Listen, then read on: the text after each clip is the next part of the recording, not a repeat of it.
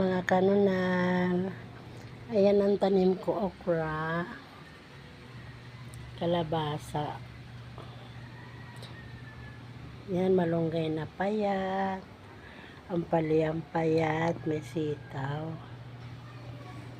may oregano. Tanong ko lang kung namumunga yung kalabasa nga na nakahang na ganyan. Ayan. Namumunga po ba yan, kanunal?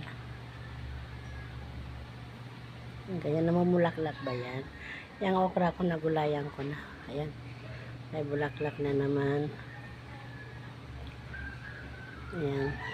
At may tanim ako ng damo pampakain ng pusa at yung mga pagkain daw ng pusa. Ayan. Ayan. Tanong ko lang kung ano, kung namumunga yan. Yan. Yun yung pusa na pumupunta lang dito kakain, may tubig siya.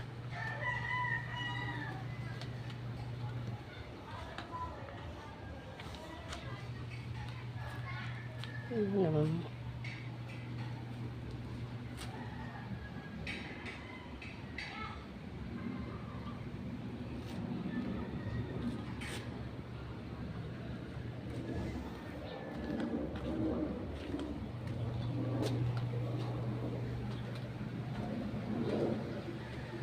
Ayan.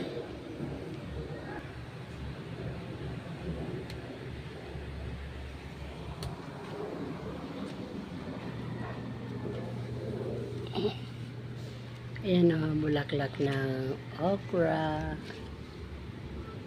Ayan, dahil walang lupa dito, may buhangin yung mga tinatim naman ko. Ayan, nasa planggana lang.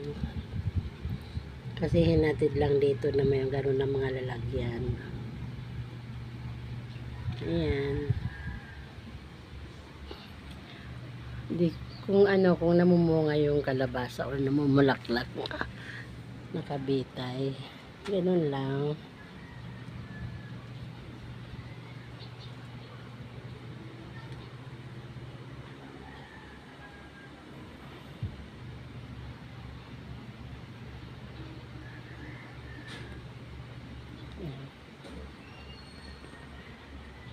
Ano mga kanunal, comment kayo kung namumunga yan.